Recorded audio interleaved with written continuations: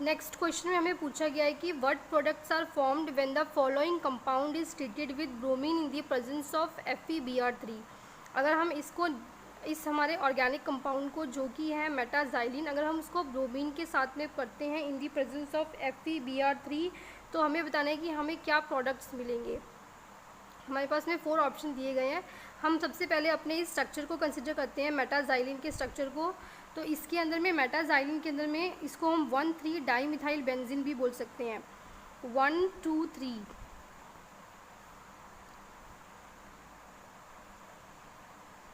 ये हमारा 1 पोजीशन है, ये हमारी 1 पोजीशन है, ये हमारी 2 पोजीशन है और ये हमारी 3 पोजीशन है। और यहाँ पे FeBr3 आएगा।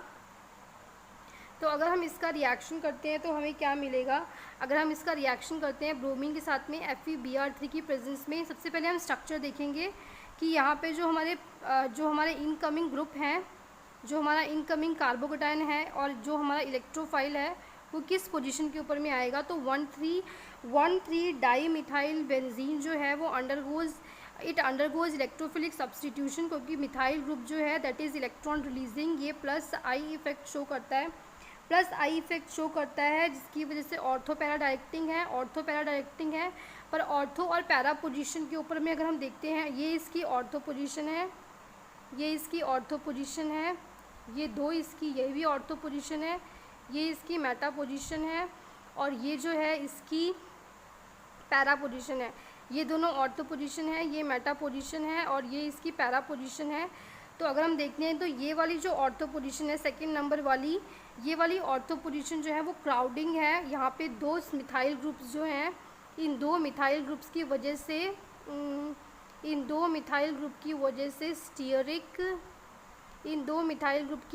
स्टीयरिक हिंड्रेंस हो रहा है।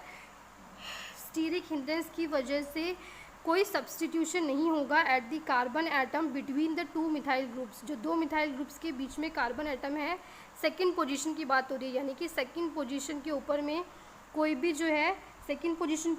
भी सब्सटीट्यूशन नहीं होगा। No substitution occurs at the carbon atom between the 2 methyl groups in metaxylene और 1,3 डाईमिथाइल बेंजीन, इवन दो कि दोनों के दोनों मिथाइल ग्रुप्स जो हैं वो एक्टिवेटिंग ग्रुप है, प्लस आई इफेक्ट शो करते हैं, electron releasing, that means electron releasing है। वो इलेक्ट्रॉन डेंसिटी जो है इंक्रीज़ करते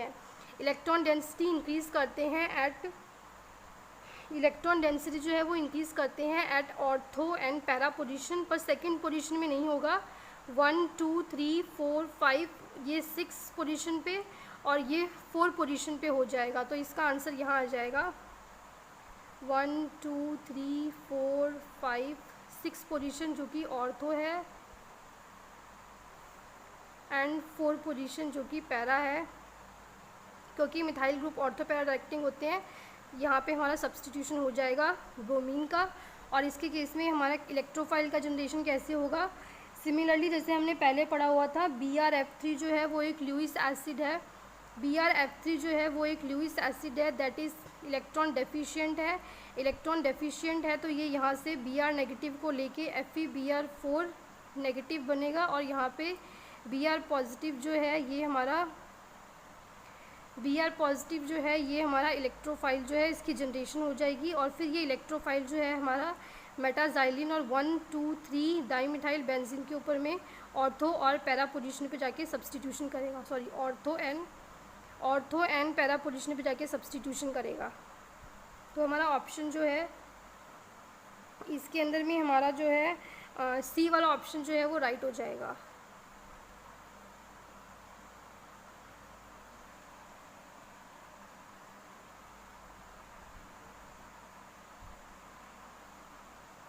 नेक्स्ट क्वेश्चन में हमें पूछा गया है कि some meta directing substitution in aromatic substitution are given, which one is most deactivating. हमें बताना है कि सबसे ज़्यादा डीएक्टिवेटिंग ग्रुप कौन सा है।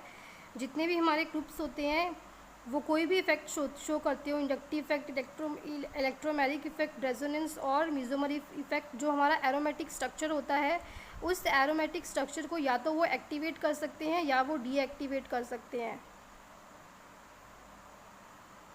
बेंजीन रिंग के स्ट्रक्चर को, वो बेंजीन का जो एरोमेटिक करेक्टर होता है उस एरोमेटिक करेक्टर को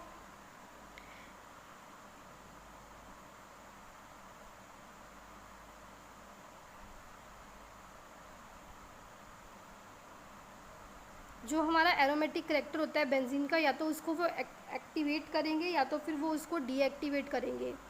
तो हमें बताना है कि इन 4 ऑप्शंस में से कौन सा जो है वो राइट आंसर हो जाएगा।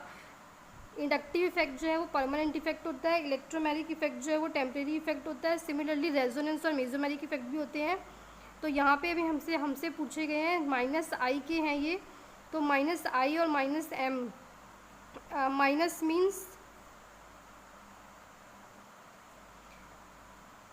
माइनस मीन्स इलेक्ट्रॉन विड्रॉइंग की बात हो रही है, यहाँ पे इलेक्ट्रॉन विड्रॉइंग ग्रुप की बात हो रही है। परमानेंट इफेक्ट भी होते हैं, टेम्परेरी इफेक्ट भी होते हैं, रेजोनेंस और मीजोमेरिक इफेक्ट भी होते हैं। Inductive effect, electromeric effect, resonance और मीजोमेरिक इफेक्ट। जो हमारे इलेक्ट्रॉन विड्रॉइंग ग्रुप्स होते हैं, हमारे इलेक्ट्रॉन जो -i इफेक्ट शो करते हैं, inductive effect can be +i, it can be -i। Inductive effect +i भी हो सकता है, -i भी हो सकता है। Similarly electromagnetic effect can be +e and it can be -e।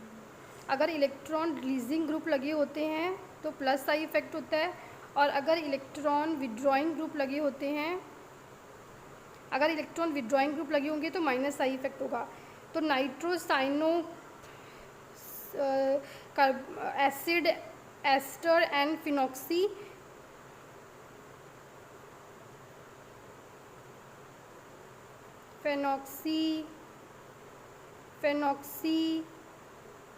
Ester, acid, cyano, nitro and X is halogen that can be fluoro, chloro, bromo, आइडो, कोई भी हो सकता है।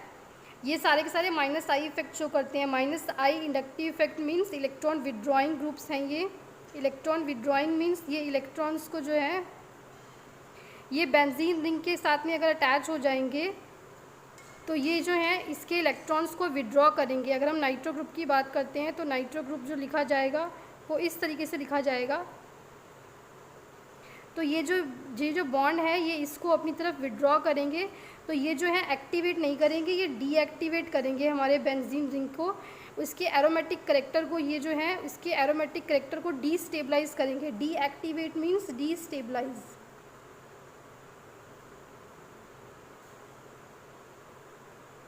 डीएक्टिवेट का मतलब होता है कि डीस्टेबलाइज करेंगे। डीस्टेबलाइज करेंगे, ये किसको डीस्टेबलाइज करेंगे? ये बेंजीन रिंग के एरोमेटिक करेक्टर को डीस्टेबलाइज करेंगे, क्योंकि ये इसके इलेक्ट्रॉन्स को विड्रॉ करेंगे। और अगर हमारे पास में +i इफेक्ट शो होता है तो वो इलेक्ट्रॉन रिलीज़ करते हैं, वो बेंजीन रिंग के एरोमेटिक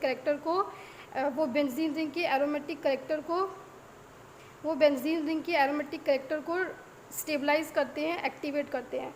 तो यहाँ पे -i इफेक्ट शो करेगा नाइट्रो।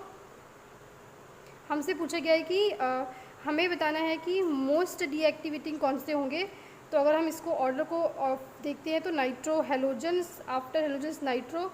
तो यहाँ पे हमारा ऑप्शन जो है, हमारा बी ऑप्शन जो है वो राइट हो जाएगा। नाइट्रो जो है इसका आंसर हो जाएगा। और सबसे ज़्यादा डीएक्टिवेट यानी कि डीस्टेबलाइज करेंगे जब ये बेंजीन रिंग के साथ में अटैच हो जाएंगे। -m इफेक्ट इसमें पूछा नहीं गया है, पर नॉलेज के लिए हम देख सकते हैं। यहाँ पे कार्बोनाइल ग्रुप है, ऑल्डिहाइड है, एसिड है, साइनो है, नाइट्रो, ये -m इफेक्ट शो करते हैं। -i इफेक्ट शो करते हैं halogens, nitro, cyano, acid, ester and phenoxy groups. तो इस तरीके से इस क्वेश्चन का आंसर नाइट्रो ग्रुप हो जाएगा।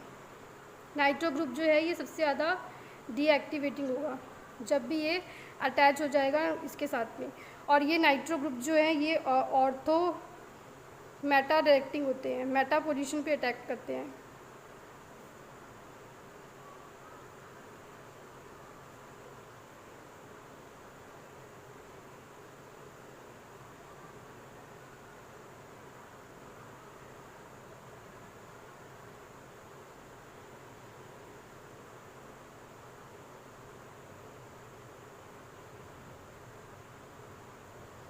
ये जो होते हैं मेटा डायरेक्टिंग होते हैं।